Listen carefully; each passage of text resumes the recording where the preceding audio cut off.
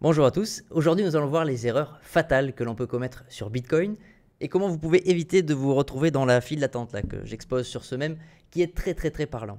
Comment ne pas être saisi par les émotions et acheter un actif au moment où tout le monde en parle, au moment où justement cette file d'attente se remet en place. Je vais illustrer les questions que vous devez vous poser en utilisant un peu l'analyse technique. Rassurez-vous si vous n'y connaissez rien. Vous allez voir, je vais rester très général car cet outil est indispensable pour poser les hypothèses, pour envisager les scénarios haussiers ou baissiers. Bitcoin est extrêmement volatile et beaucoup sous-estiment l'impact que cela peut avoir sur eux. Donc on va partir sur la paire Bitcoin face au dollar. Nous sommes en mensuel et vous voyez, la tendance est haussière et s'effectue de phases d'expansion, de phases de retracement, de nouvelles phases d'extension, de phases de retracement, etc. Le Bitcoin pour l'instant est un actif, une nouvelle classe d'actifs qui est programmée. Et un des éléments qui explique son côté cyclique est dans la programmation. Renseignez-vous sur ce qu'est le halving, un autre étant très probablement les cycles d'endettement des États et notamment des USA. Car s'il est bien corrélé à une chose, c'est les liquidités mondiales, la quantité de liquidités en circulation, la quantité de monnaie fiat que les grands argentiers de la planète ont la capacité d'augmenter en fonction de leur volonté, en fonction de leur choix. Quand je parle des grands argentiers, je parle principalement des grandes banques centrales. Les banques commerciales, après, avec un effet de levier, peuvent augmenter à nouveau cet argent primaire, dirons-nous, en créant la fameuse monnaie dette. Tout ça pour en revenir à nos cycles du Bitcoin et au fait que donc jusqu'à maintenant, en plus du fait que l'adoption est grandissante, il évolue par phase haussière, phase baissière, phase haussière, phase baissière, mais dans une grande tendance haussière. Si je nous amène sur la phase récente et que je change d'échelle de temps, donc là chaque bougie représentait un mois, je vais penser en hebdomadaire, chaque bougie désormais représente une semaine. Au début du graphique, nous voyons le sommet de 2021 où un Bitcoin donc représentait un peu moins de 70 000 $. C'est l'ancien top de marché que nous avons franchi récemment pour découvrir de nouveaux plus hauts, de nouveaux ATH, All-Time High. Grâce à une simple ligne de tendance, depuis donc que le bas de marché s'est posé fin d'année 2022, en gros le momentum du Bitcoin suit un peu cette ligne de tendance et tant qu'on reste au-dessus et sur la gauche de cette ligne, le scénario vert est pour l'instant le plus probable, il est toujours actif et donc pour le moment spéculer à la hausse est tout à fait possible. Sauf que, j'y viens, le scénario rouge était évidemment toujours possible. Et certains d'ailleurs sont en train de se positionner, les ventes à découvert, c'est exactement ça, vous n'avez pas de Bitcoin mais vous l'empruntez, vous vendez votre Bitcoin maintenant, vous récupérez les dollars équivalents, vous pariez donc que le prix du Bitcoin va s'effondrer, avec les dollars que vous avez en poche, vous rachetez la somme de Bitcoin que vous aviez emprunté et vous le rendez. Et vous gardez la différence. C'est donc une vente à découvert. Et croyez-moi qu'ici, beaucoup de personnes peuvent se positionner car il est facile de calibrer le risque dans cette zone. Donc que vous soyez un vendeur à découvert ou que vous souhaitiez prendre des bénéfices, ici est une excellente zone. Vous voyez qu'on est juste sous les plus hauts. Au niveau technique, on appelle ça donc une résistance. C'est une zone d'intérêt où acheteurs, vendeurs, quelles que soient les raisons, vont s'affronter. Et il est d'ailleurs actuellement plus facile de calibrer son risque et de gérer son risque en pariant à la baisse qu'en pariant à la hausse. Et pour ça, je vais l'illustrer avec la volatilité justement. On va revenir un peu dans le passé et on va essayer de dézoomer pour regarder un peu la volatilité de l'actif et quelles sont dans ces périodes de tendance haussière, dans ces marchés haussiers, quels sont les retracements qu'il est capable de faire. Et on va également regarder les retracements qu'il est capable de faire lors de ces fameux marchés baissiers, lors de ces fameuses phases intermédiaires, de ces dégonflages de bulles avant de reprendre sa tendance primaire, avant de repartir à la hausse. Je suis donc passé sur le même graphique, nous sommes toujours en hebdomadaire et je vais encore plus dézoomer. Et on va débuter avec le marché haussier de 2016-2017 qui est par ici.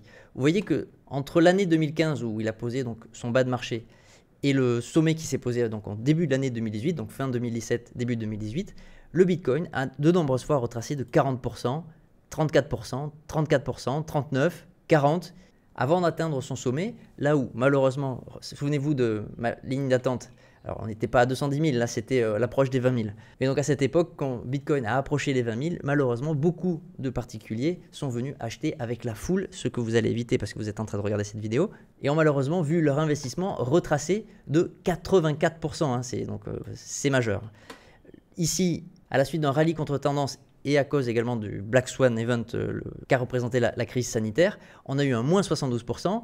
Pendant le marché haussier, moins 21, moins 31 et un moins 55, quand même, quasiment moins 56, avant d'aller toucher le sommet finalement donc en novembre 2021 pour à nouveau repasser dans ces phases de transition, dans ces phases baissières et se dégonfler de plus de moins 77% pour de nouveau poser un bas de marché et repartir à la hausse avec des retracements autour des 20 à 30%. Vous voyez 21% fin juillet 2023, 32% avec également une digestion par le temps, ça a latéralisé pendant longtemps, pendant plusieurs mois, mais quand même entre le haut et le bas, il y avait moins 32%. Et récemment, dans les toutes dernières semaines, nous avons fait quasiment moins 32%. Allons-nous découvrir de nouveaux plus hauts, de nouveaux ATH, ou sommes-nous au début donc, du marché baissier intermédiaire et donc à la veille de peut-être moins 70, moins 80% de retracement si nous investissions aujourd'hui? Et donc c'est ça les questions que vous devez vous poser déjà. On commence par qu'est-ce qu'on est prêt à mettre en risque, quelle volatilité on est prêt à accepter en fonction de la somme que vous souhaitez investir dessus.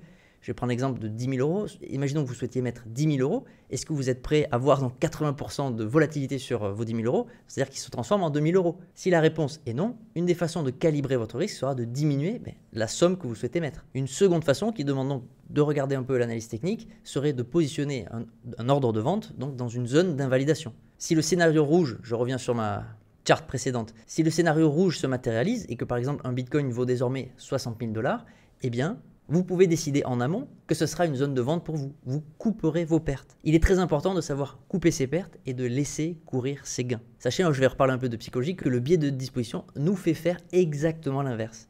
On n'a qu'une envie, c'est couper les gains, les sécuriser le plus rapidement possible. Et par contre, si on s'est trompé, on va laisser filer, ça va remonter. C'est pas grave, je suis en perte, mais c'est un investissement long terme. Eh bien, si ce que je viens de vous dire vous a touché, il ne faut absolument pas agir comme ça parce que là, vous êtes dirigé par vos émotions. Alors, comment calibrer le risque? Je vais vous montrer un autre petit exemple. On va repasser sur un troisième graphique. Ici, vous voyez, j'ai disposé un indicateur qui permet de définir des zones théoriques de vente. Ça s'appelle des retracements et des extensions de Fibonacci, peu importe. On peut observer que la première zone a été atteinte et justement que des vendeurs se sont positionnés. Donc, il y a un petit côté effet moutonnier ou prophétie autoréalisatrice. Beaucoup d'intervenants du marché regardent un peu les mêmes indicateurs ou les mêmes zones et forcément se positionnent à la vente dans ces indicateurs-là. Ce qui fait que possiblement, si Bitcoin poursuit à la hausse et effectue une nouvelle jambe haussière, nous pourrions envisager cette prochaine zone qui se situe entre 155 000 un Bitcoin et 176 000. Je suis à nouveau dans l'exemple, tout ça c'est pour illustrer. Vous avez sur TradingView un petit outil comme ça qui vous permet donc de calibrer votre risque en fonction de si vous faites un pari à la hausse ou un pari à la baisse. Je vais prendre ici position longue, je vais arbitrairement me placer aujourd'hui comme si j'achetais aujourd'hui et je me dis si jamais le Bitcoin finalement casse les 74 000 et qu'il atteint 70 000, eh bien je vendrai. Et je vais regarder si mon ratio risque-récompense peut être viable en visant ma box. Positionnons notre zone de vente à profit ici. Vous voyez que le ratio risque-récompense est de 2 pour 1. Donc je vais risquer 1 pour gagner 2. Et la somme, quand je parle de calibrer votre risque, la somme que vous êtes prêt à mettre en risque, vous devez la calculer entre votre point d'entrée et votre point de sortie. Et il n'y a que vous qui pouvez décider donc, de la taille de cette somme et de savoir également si vous trouvez ce scénario probable et si vous souhaitez vous mettre en risque sur ce scénario. En sachant qu'au même moment, et donc là je vais faire l'inverse, il y a de nombreuses autres personnes qui vont faire le pari contraire. Je vais donc effacer notre magnifique petit pari haussier, je reviens sur mon indicateur, je prends position short, et ici, je me positionne au même endroit, je vends à découvert aujourd'hui, je vais un peu zoomer pour vous montrer que dans cette zone, il est plus facile de calibrer son risque et d'invalider son scénario dans le sens où, vous voyez ici, on a les anciens plus hauts de Bitcoin, sachant que sur ce graphique, le plus haut est donc juste avant 110 000 à 109 647 $. Dans notre hypothèse baissière, lorsqu'on va parier à la baisse, on se dit, non, Bitcoin n'ira pas faire de nouveaux plus hauts, nous sommes dans un dernier rebond haussier avant de partir en marché baissier avant que l'apocalypse, le ciel nous tombe sur la tête. Eh bien, positionnez donc notre ordre de sortie de position, alors qu'il sera un rachat lorsqu'on short, c'est une promesse de rachat, donc on rachètera du Bitcoin car on l'a vendu à découvert. Mais bon, peu importe, c'est notre ordre pour clôturer la position. On va le mettre juste au-dessus, par exemple à 113 000. Il n'y a aucune raison que, si j'ai raison, le Bitcoin atteigne 113 000. Et ensuite, on va viser des cibles au sud, en ayant en tête, toujours pareil, ce même ratio risque-récompense. Je vais risquer 1, donc une somme à définir, une somme à calibrer, pour gagner ici plus de 3,5 si le Bitcoin donc retrace atteint les 68 000 $. À nouveau, il n'y a pas de bonne ou de mauvaise réponse, comme je le répète. L'essentiel n'est pas d'avoir raison sur les marchés, c'est de calibrer son risque, car on ne connaît pas l'avenir. Moi, je ne le connais pas. Si vous le connaissez, n'hésitez pas à me laisser un commentaire, surtout et à claquer le pouce. Il n'y a que vous donc qui pouvez répondre à ces questions, qui pouvez savoir quel biais vous avez. Est-ce que vous êtes haussier, est-ce que vous êtes baissier? Et en fonction des scénarios, à vous d'agir, à vous de faire vos choix. Personnellement, je ne parie jamais à la baisse car la perte est potentiellement infinie alors que le gain, lui, est fini. À l'inverse, lorsqu'on parie à la hausse, la perte, elle est finie alors que le gain est potentiellement infini. Et rien que cette raison me suffit à ne parier donc qu'à la hausse. Nous allons quitter un peu Bitcoin, je vais vous amener donc sur Ether, on l'a vu lors de la dernière vidéo, je vous la mets en fiche, qui est en train de faire un magnifique rebond. Toujours pareil, là je vous ai mis directement les deux scénarios possibles. Ils sont toujours tout à fait probables. Vous pouvez, donc je voulais dire, ce que je vous ai montré sur Bitcoin, vous pouvez l'appliquer sur tous les actifs. Je reprends ma petite position longue, admettons que je rentre aujourd'hui. Où est-ce que vous placez votre seuil d'invalidation? Où est-ce que vous placez vos zones de vente à profit? Voilà, ici en faisant ce pari-là, en retrouvant un risque-récompense de presque de 4 pour 1, évidemment Ether a vraiment moins bien performé par rapport à Bitcoin sur ces derniers mois. Et donc le risque-récompense est plus grand sur ces fameuses zones théoriques de vente. Vous voyez, Bitcoin a lui atteint sa première cible, hein, c'est la même chose, hein, entre 1,618 et 2, alors que nous, Ether est dans les chaussettes. Hein. Et qu'avant d'atteindre cette première zone, déjà, il a de nombreuses résistances, hein, il a de nombreux plafonds à franchir avant qu'on puisse envisager de nouveaux plus hauts. Et j'en reviens sur la volatilité.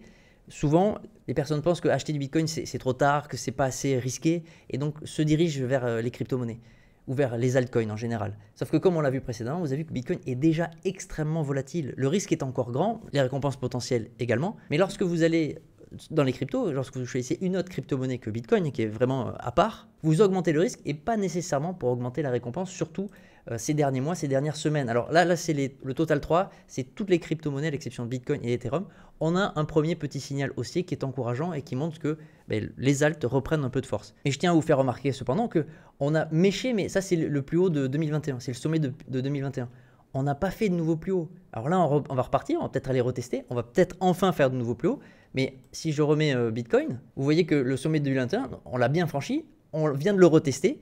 Et probablement, je crois encore que le scénario vert est le plus probable, probablement qu'on va continuer à faire de nouveaux plus hauts. Donc Bitcoin est vraiment en avance, il y a la dominance que je n'ai pas mis, mais je la remettrai dans une prochaine vidéo. Il a vraiment surperformé l'ensemble du marché des crypto-monnaies et c'est illustré par ce ratio. Donc là, c'est le total 3, donc je répète, toutes les crypto-monnaies à l'exception d'Ethereum et de Bitcoin face à Bitcoin. Lorsque ce graphique monte, c'est les crypto-monnaies qui surperforment Bitcoin. Lorsqu'il descend, c'est Bitcoin qui surperforme tout le reste du marché crypto. Eh bien, on peut constater que depuis fin novembre 2022, c'est Bitcoin qui éclate les autres cryptos. Alors, on avait eu une petite altcoin season, oui, voilà, un petit rebond, mais on n'a toujours pas quitté ce grand canal baissier. Et donc, je veux vous encourager à la prudence dans le sens où, encore une fois, calibrez votre risque. Posez-vous les bonnes questions avant d'investir le moindre euro sur n'importe quelle crypto ou même sur Bitcoin. Ça reste très volatile. Nous sommes encore dans une phase où nous pourrions repartir. Et pour l'illustrer, je finis avec le SP500. C'est le marché des 500 plus grandes entreprises américaines. Là, je remonte encore une fois l'image macroscopique. On va voir, vous allez voir sur la gauche. Ici, c'est le crack des années 2000, hein, l'explosion de la bulle Internet, moins 50%. Ici, c'est la crise de 2008, moins 57%. Et en chemin, vous voyez qu'on fait du moins 15, du moins 20, du moins 35, du moins 27 lors de l'année 2022. Et sur la période récente, je vais zoomer. Nous avons réalisé quand même un moins 21% et nous sommes exactement dans la zone où il est parfait pour justement recalibrer son risque. Si lors de cette chute, vous avez souffert, si vous pensez que, encore une fois, le plus grand crack de l'histoire où nous allons revivre en 2008, où nous allons revivre un véritable crack et pas juste un retracement passager, nous sommes dans des zones idéales pour le faire car nous sommes très très proches. Hein, je vais passer en hebdomadaire. Chaque bout y représente donc une semaine et nous sommes vraiment véritablement proches des plus hauts du SP500. On est à peine à moins 4%, même à moins de moins 4%. Des plus hauts jamais atteints par le marché américain. Et à nouveau, il va être plus intéressant pour de nombreux acteurs institutionnels peut-être de se positionner à la vente, une fois de plus parce qu'il est facile de calibrer son risque en cas d'invalidation. Hein. Si le marché poursuit à la hausse, eh bien, ils couperont leurs pertes et ils seront capables de changer de biais très rapidement. Mais s'ils ont un biais baissier, nous sommes dans des zones où il est très facile de se positionner à la vente ou de vendre pour faire des rééquilibrages de portefeuille pour se préparer à tous les scénarios. J'espère que cette vidéo vous aura plu. N'oubliez pas de claquer le pouce et de vous abonner si ce n'est pas déjà fait. Je vous dis à très vite. Ciao.